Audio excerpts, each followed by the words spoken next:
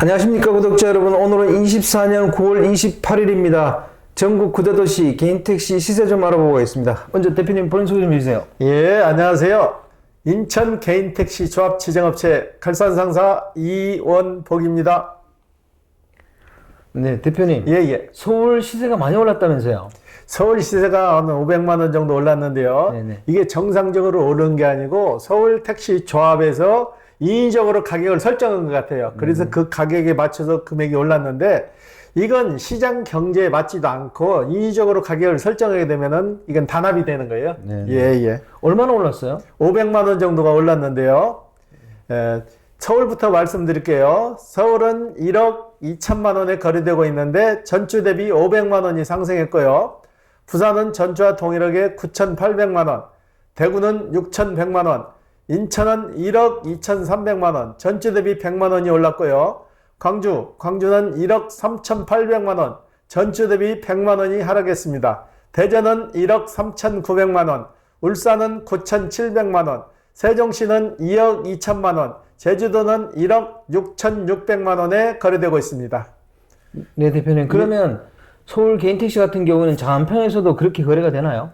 당연히 따라갈 수밖에 없는 거죠. 서울 조합에서 1억 2천을 하게 되면 거기에 맞춰야 거래가 되는 거지, 그 금액보다 더 받을 수도 없는 거고 적게 받을 수도 없는 거죠. 네네. 예. 그럼 인천은 또 왜 100만 원이 올랐어요? 인천 같은 경우에는 양도양수가 꾸준히 이루어지는 도시잖아요. 네네. 제가 전에도 말씀드렸잖아요. 인천 같은 경우는 그 큰 폭의 특락폭 없이 1억 2천 선에서 왔다 갔다 한다고 그랬는데, 지금 명절 세고 나서 매물이 좀 나와야 되는데 매물이 안 나오다 보니까 살려고 오신 분들이 대기자들이 좀 많아요. 그러다 네. 보니까 자연스럽게 상승한 거예요. 네. 예.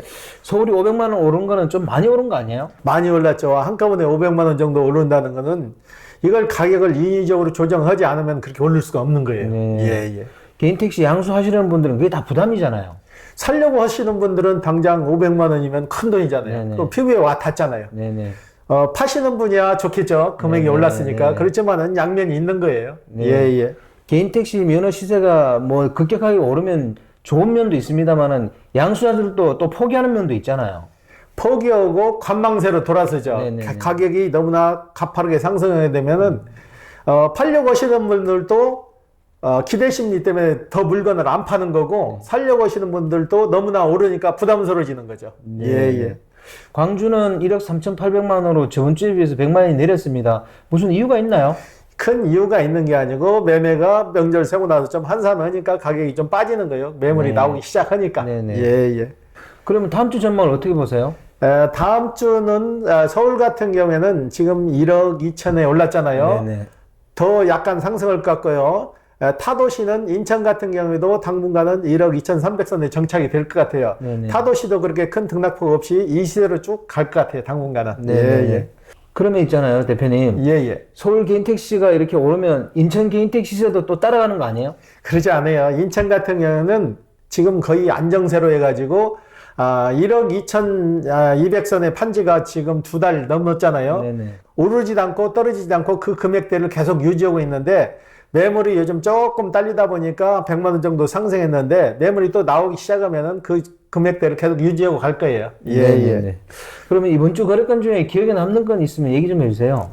그 서울 군 제대하고 서울에서 개인택시 사신 분 다 마무리를 해드렸거든요. 네네. 우리 따지고 보니까 고향이 또 우리 동양이더라고. 동양해가지고 다 마무리를 해드렸는데, 서울 같은 경우에는 이전하는데 신차 이전을 또 매다기집에서 관장을 해요. 매다기집에서 관장을 해가지고 비용이 또 소폭 또 지불되는데, 인천 같은 경우에는 원스톱으로 다 우리가 처리를 해드리는데, 서울은 또 매매 구조가 매다기집 위주로 돌아가다 보니까는 약간 금액적으로 손실이 좀 따르더라고요. 네네. 예, 이분도 잘 마무리해드렸고, 그 다음에 서울 개인택시를 파신 분도 다 끝나고 다음 주 초에 10월 초에 마무리가 될 것 같아요. 예. 대표님은 인천 개인택시를 전문으로 하는데 서울 개인택시도 매매를 하세요? 서울 것도 하고 부천 것도 하고 시흥 것, 수도권 거는 다 취급을 해요. 네네. 근데 저희가 워낙 바쁜 관계로 많이는 못해도 꼭 필요하신 분은 우리가 직거래 형태로 해서 진행을 해드려요. 대표님, 그리고 몇 달 전에 개인택시를 양수하신 분이 전에 그 양도자분 있잖아요. 그 성범죄로 인해 가지고 개인 택시 면허가 취소된 사례가 언론에 보도되더라고요. 이런 일이 요즘에도 일어나요? 가끔 종종 일어나죠. 음주 같은 경우에는 바로 경찰청 사이트에 뜨니까 바로 걸러내기가 쉬운데, 성범죄 같은 경우에는 판결이 나야 되잖아요. 네네. 판결 나오기 전에 이걸 팔아버리는 거예요. 근데 파신 분은 알잖아요. 본인이 성범죄로 걸렸다 해서 면허권이 취소되는 거 뻔히 알면서 파는 거는 이건 사기예요. 네네. 그리고 이 사건이 종결되더라도 팔았더라도 나중에 구상권이 들어가서 그 받은 금액 다 다시 뱉어내야 돼요. 이자까지 쳐서 밭에 뱉어내야 되고, 사신 분 피해 보상까지 다 해줘야 되는 거예요. 네네. 그렇기 때문에 속여서 팔아서는 절대 안 되는 거죠. 네. 이런 사건이 저희한테도 오시는 분이 종종 있어요. 성범죄로 걸렸는데 와서 슬그머니 팔고 가시는 분이 있어요.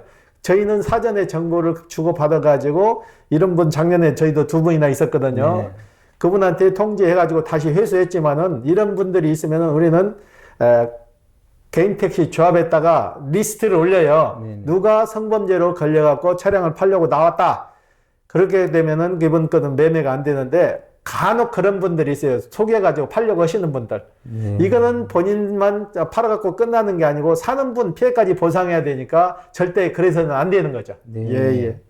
수사 중인 경우에는 시청이나 양수자가 알 수 있는 길이 없다면서요? 그렇죠. 사건 종결이 되지 않았기 때문에 표면상으로 드러나지 않는 거예요. 네. 그리고 개인 사생활 보호 때문에 알려주지도 않고. 네. 예, 예. 그러면 그 변호사 사고, 행정심판 청구하고 뭐 이런 절차를 또 반복해야 되잖아, 그죠?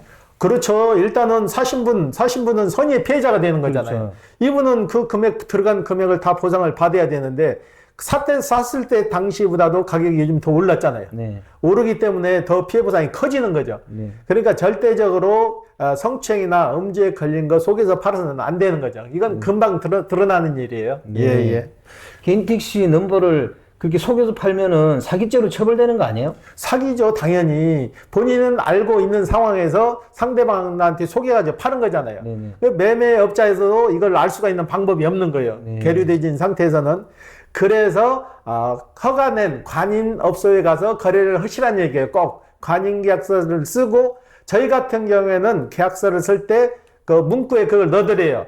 전차주 결격 사유로 인하여 면허권 취소 시, 전차주 결격 사유라는 것은 성추행, 음주, 마약, 절도 이런 게 다 들어가는 거죠. 해서 잘못됐을 때 저희가 선 보상을 해드려요. 네. 선 보상을 해드리고 우리가 나중에 추후에 구상권이 그분한테 들어가는 거지. 네. 네, 그래서 허가낸 업소에서 꼭 계약서를 쓰시고, 계약서 안에 그 단서 조항으로 그걸 넣어달라고 하나 하세요.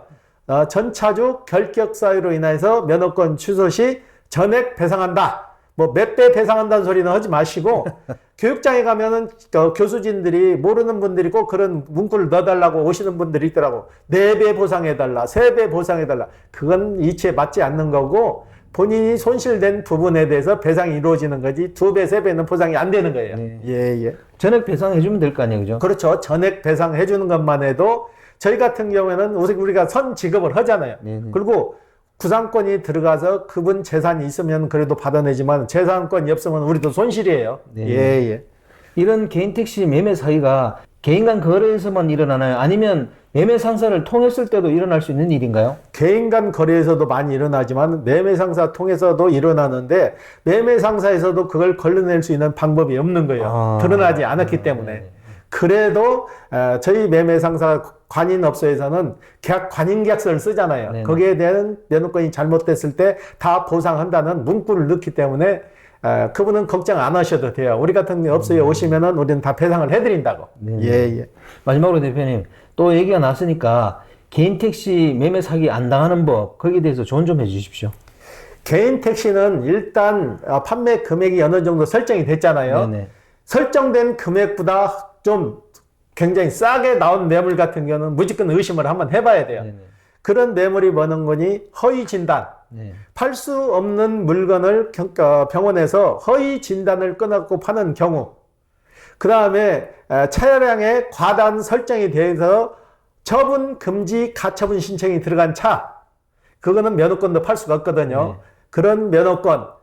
자주한 차량에 이상이 있는 것은 좀 본 가격보다 많이 싸게 내놓는다고. 거기에 현혹돼서 넘어가시면은, 추후에 낭패를 볼 수 있으니까 조금 돈을 더 주시더라도 정상적인 물건을 조회해서 압류 과정 꼭 살펴보시고 이상이 없을 때 계약하시는 것도 방법이에요.